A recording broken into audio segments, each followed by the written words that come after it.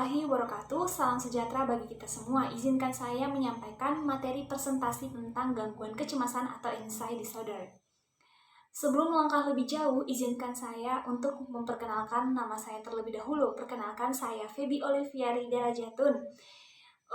Untuk lebih mengetahui lebih dalam lagi, mari langsung saja kita melangkah ke materinya. Gangguan kecemasan. Apa sih itu gangguan kecemasan? Kecemasan yakni kecemasan melibatkan suatu perasaan khawatir tentang kemungkinan bahaya pada masa depan. Perilaku yakni memperkecil dampak bahaya atau merencanakan dan mempersiapkan diri dengan ancaman yang akan terjadi di masa depan. Kemudian, ketakutan yakni reaksi seketika terhadap ancaman yang akan terjadi sekarang. Perilakunya itu seperti menghindari diri dari ancaman, biasanya seperti panic attack, ketakutan yang terjadi tanpa adanya ancaman. Adapun gejala klinis, yakni yang pertama gejala somatik. Seperti apa sih gejala somatik? Ya seperti keringat berlebihan, ketegangan pada otot, sakit kepala, kontraksi pada bagian belakang leher, atau dada, suara bergetar, nyeri punggung, kemudian sindrom hiperventilasi seperti sesak napas, pusing, gangguan fungsi gastrointestinal, kemudian tidak nafsu makan, mual, dan diare. Kemudian yang kedua ada gejala psikologi.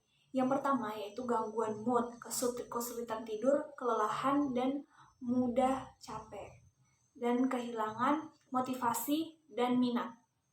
Kita akan membahas beberapa hal penyebab kecemasan menurut teori. Yang pertama, saya akan menjelaskan tentang teori secara psikologis. Nah, teori yang pertama itu teori psikoanalitik.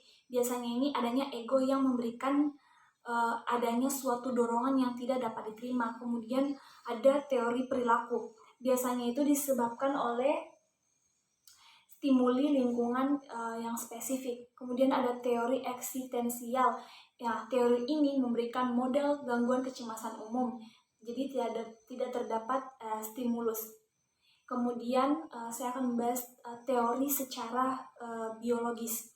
Nah, teori secara biologis ini seperti sistem saraf otonom stresor dapat menyebabkan pelepasan epinefrin dari adrenal.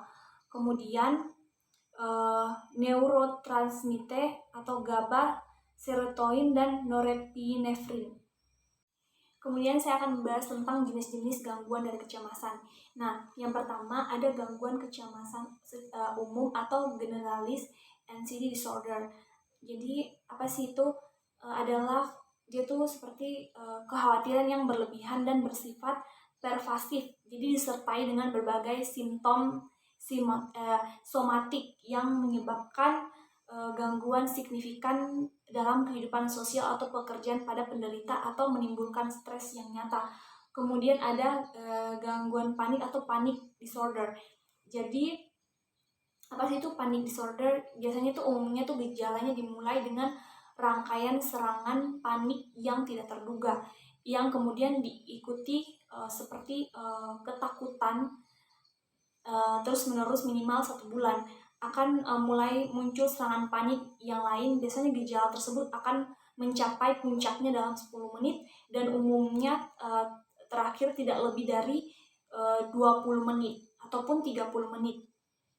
Kemudian ada serangan-serangan panik melibatkan reaksi kecemasan yang intens, disertai dengan simptom fisik seperti sulit bernapas, kemudian jantung berdetak kencang, kemudian mual, rasa sakit di bagian dada. Kemudian ada gangguan fobia atau phobia disorder. Nah, apa sih itu?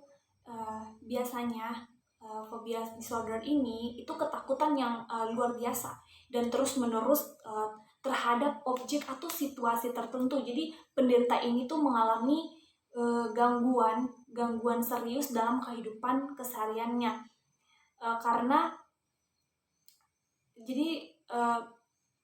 karena mereka hanya perlu menghindari objek-objek yang ditakuti si penderita gangguan fobia ini. Kemudian ada fobia sosial atau social anxiety disorder. Nah, apa sih itu fobia sosial?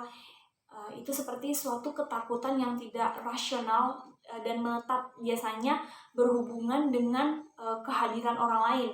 Jadi seperti individual atau menghindari situasi di mana dirinya itu dievaluasi atau dikritik. Nah, kemudian ada pasca trauma, nah atau post traumatic stress disorder. Nah, itu apa sih? Itu merupakan suatu kecemasan yang dapat terjadi setelah mengalami atau menyaksikan suatu peristiwa traumatik. Peristiwa traumatik itu seperti apa ya? Seperti peristiwa yang seperti yang mengancam nyawa. Nah, kemudian kita akan membahas tentang pengobatan gangguan kecemasan. Yang jadi terbagi menjadi ada terapi non farmakologi dan terapi farmakologi. Yang kita bahas pertama non farmakologi dulu, ada psikoterapi. Yang pertama psikoterapi, yang kedua terapi perilaku, kemudian terapi kognitif, kemudian untuk terapi secara farmakologi. Nah, jadi terapi secara farmakologi itu ada antidepresan, trisikli atau trisikli antidepresan. Kemudian ada antidepresan generasi pertama untuk mengatasi pasien depresi dengan mekanisme kerja menghambat ambilan neuropinefrin dan serotonin ke neuron. Kemudian contohnya itu seperti clomipramin dan imipramin. Demikian isi presentasi saya kali ini.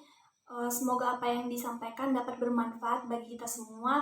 Jika ada kekurangan mohon dimaafkan, karena kesempurnaan sungguh hanyalah milik Allah Subhanahu wa Ta'ala saja. Wabillahi wal taufiq hidayah. Wassalamualaikum warahmatullahi wabarakatuh.